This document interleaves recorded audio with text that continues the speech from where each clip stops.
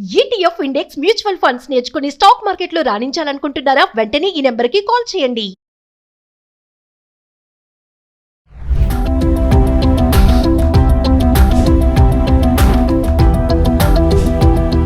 నమస్తే, welcome back to Suman TV. Present మనతో పాటు ఉన్నారు అనలిస్ట్ మందర్ కృష్ణారెడ్డి గారు. నమస్తే సార్. నమస్తే అమ్మ.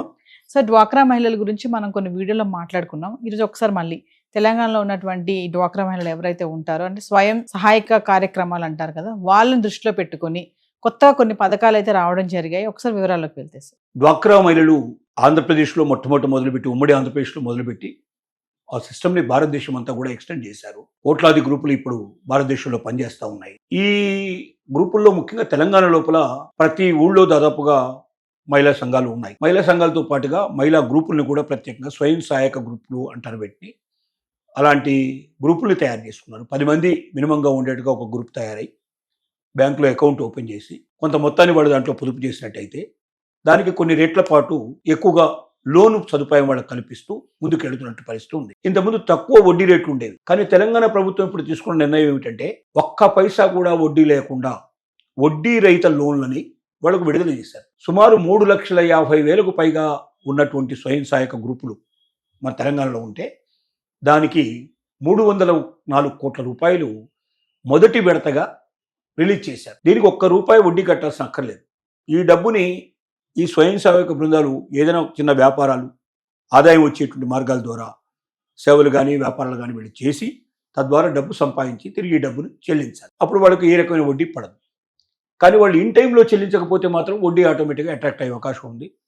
అలాగే ఇన్ టైం లోపల మొత్తం డబ్బు కట్టకపోతే ఆటోమేటిక్గా వాళ్ళ మీద యాక్షన్ తీసుకునే అవకాశం ఉంది. ఆ గ్రూప్ని బ్లాక్ లిస్ట్లో పెడతారు. భవిష్యత్తులో మళ్ళీ ఆ గ్రూప్కి ₹1 కూడా ఇవ్వరు. కాబట్టి ప్రతి మహిళ దీన్ని జాగ్రత్తగా ఆలోచించుకొని తన గ్రూప్కి వచ్చినట్టు ఒక సదవకాశంగా దీన్ని తీసుకొని ఒక్క పైసా వడ్డీ లేకుండా వస్తున్న డబ్బుల్ని జాగ్రత్తగా వాడుకొని ముందుకు తీసుకెళ్ళాలి. చాలామంది చేసే పొరపాట్లు ఏంటంటే దీంట్లోపల వడ్డీకి ఇచ్చుకుంటారు ఈ డబ్బులు తీసుకు, అంటే ఎవరో ప్రైవేట్ వ్యక్తులకు ఇస్తారు.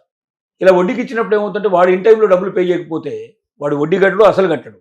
అప్పుడు బ్యాంకు వీళ్ళు డబ్బులు పెళ్లించే అవకాశాలు ఉండవు. ₹2 వడ్డీ, ₹3 వడ్డీ, ₹4 వడ్డీ అని ఇలాగా గ్రామాల్లో అయితే ₹5, ₹10 వడ్డీ దాకా కూడా తీసుకునే వాళ్ళు ఉంటారు. పంట చేతికి వస్తుంది, టైంలో డబ్బు లేకపోతే దాన్ని ఏం చేయలేని పరిస్థితి ఏర్పడుతుంది. కాబట్టి గ్రామీణ ప్రాంతాల్లో చాలా ఎక్కువ తీసుకుంటారు. అలాగే పట్టణ ప్రాంతాల్లో కూడా కూరగాయల వ్యాపారాలు చేసుకునే వాళ్ళు కానీ ఇంకా రకరకాల వ్యాపారాలు చేసుకునే వాళ్ళు రోజువారీగా వడ్డీకి తీసుకొని కూడా చేస్తారు.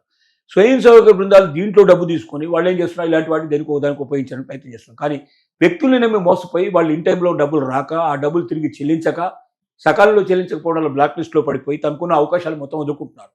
కాబట్టి ఇలాంటి డబ్బుని ఎట్టి పరిస్థితుల్లో కూడా ఎక్కువ వడ్డీ వస్తుందనే ఉద్దేశంతో మీరు ఎప్పుడైతే ఎక్కువ వడ్డీకి మీరు ఇచ్చారో ఇతరులకు ఇచ్చారో ఆటోమేటిక్గా డబ్బు రాని పరిస్థితులు ఎక్కువ ఏర్పడదు. ఎందుకంటే అప్పనంగా వచ్చే డబ్బుకి ఎప్పుడు మనం ఆశపడడం కరెక్ట్ కాదు. దానికన్నా ఏదైనా ఒక చక్కటి చిన్నది వ్యాపారం కానీ చిన్న సర్వీస్ కార్యక్రమాలు కానీ ఏవైనా తీసుకొని అది మీ చేతుల్లోనే ఆ డబ్బు అడిక్టేట్గా చేసుకొని ఎప్పటికప్పుడు టర్న్ ఓవర్ మీరు పెంచుకున్నట్టయితే ఆటోమేటిక్గా ఇన్ టైంలో మీరు డబ్బు కట్టగలుగుతారు. అప్పుడు మీకు వడ్డీ లేని రుణాలు ఇంకా పెరిగే అవకాశం ఉంది, ఇంకా భవిష్యత్తులో ఎక్కువ వస్తాయి. 25,000 కోట్ల రూపాయల దాకా కూడా వడ్డీ లేని రుణాలు ఇవ్వాలన్న ఆలోచనలో తెలంగాణ ప్రభుత్వం. దాన్ని ఎలా ఇవ్వాలి ఏంటనేది ఇంకా ఆలోచన చేస్తుంది. మొదటి విడతగా 304 కోట్లు ప్రస్తుతం రిలీజ్ చేశారు. దీనికి మరి సీతక్క గారు, దీనికి సంబంధించినటువంటి మంత్రి గారు, ఆవిడ ప్రత్యేకంగా ఒక పల్లెటూరులో దీన్ని రిలీజ్ చేసి మొత్తం మహిళలందరికీ సందేశం ఇవ్వడం జరిగింది. సక్రమంగా ఉపయోగించుకోండి, సకాలంలో చెల్లింపు చేసుకోండి, ₹1 వడ్డీ లేకుండా మీకు ఒక్క పైసా వడ్డీ లేకుండా మీకు ఇస్తున్న రుణాలు ఇవి. ఈ రుణాలను ఉపయోగించుకొని మీ జీవితాలు ఆనందమయం చేసుకోండి, ఆర్థికంగా మీరు పుంజుకోండి అని చెప్తోంది. అంటే సార్, ఇప్పుడు మీరు అన్నట్టుగానే ఈ మనీని తీసుకొని వీళ్ళు కార్యక్రమాలు చేయకుండా వాటిని ఇప్పుడు వడ్డీకి ఇచ్చుకొని తిప్పుకోవడం అలాంటివి కూడా చేస్తారా సార్? చాలా మంది చేస్తారు. ఎందుకంటే డబ్బు సకాలంలో చెల్లించారా లేదని తప్ప వాళ్ళు ఏం పని చేస్తున్నారు, దేనికి ఉపయోగిస్తున్నారని చూసేటువంటి వ్యవస్థ మన దగ్గర గొప్పగా లేదు.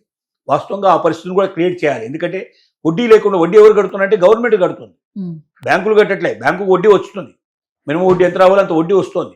ఆ వడ్డీ ఎవరు చెల్లిస్తున్నారు? మహిళల తరఫున మనకు ప్రభుత్వం చెల్లిస్తుంది. ప్రభుత్వం ఎందుకు చెల్లిస్తుందంటే మరి మహిళలు ఆనందపడితే, మహిళలు సంతోషంగా ఉండి, మహిళలు ఆర్థికంగా నిలబడితే కుటుంబాలు ఆర్థికంగా నిలబడతాయనేటువంటి ఉద్దేశంతో, మహిళలకు మేలు చేయాలనే ఉద్దేశంతో ప్రభుత్వం చెల్లిస్తుంది. ప్రభుత్వం మళ్ళీ ఎక్కడి నుంచి చెల్లిస్తుంది? వాటికి వచ్చే ట్యాక్సుల నుంచే చెల్లిస్తుంది. ట్యాక్స్ ఎవరిది? మనందరం కట్టే డబ్బు. అంటే మొత్తం ప్రజానీకం దగ్గర వసూలు చేసిన డబ్బుల్లోంచి, ట్యాక్స్లోంచి ఉచితంగా వడ్డీ లేకుండా ఆ వడ్డీని ప్రభుత్వమే చెల్లిస్తూ వీళ్ళకి అవకాశం కల్పింది. కాబట్టి ఇలాంటి డబ్బు వృధా కాకుండా వేరే వాటికి పక్కదారులు పట్టకుండా జాగ్రత్తగా ఉండడానికి చట్టపరమైనటువంటి వ్యాపారాలు మాత్రమే చేస్తున్నారు లేదా, దాని నుంచి సకాలంలో ఆ డబ్బు తిరిగి వచ్చే అవకాశం ఉందా లేదా అనే దాని మీద కూడా ప్రభుత్వాలు ఒకవేళ దాని మీద కన్ను పెడితే, దాని మీద జాగ్రత్తగా దీనికోసం వ్యవస్థను ఏర్పాటు చేస్తే తప్పనిసరిగా ఈ డబ్బులు కొన్ని కోట్ల రూపాయలు పెరిగే అవకాశం ఉంది. వడ్డీ లేకుండా వచ్చేటువంటి అవకాశాన్ని ఉపయోగించుకొని ప్రతి మహిళ కోటీశ్వరాలు అయ్యే అవకాశం ఉంది. తద్వారా సమాజం మొత్తం, తెలంగాణ సమాజం అంతా కూడా డెవలప్ అయ్యే అవకాశం ఉంది. దీన్ని చూసి ఇతర రాష్ట్రాలు కూడా నేర్చుకునే అవకాశాలు కూడా బాగా ఉన్నాయి. Thank you.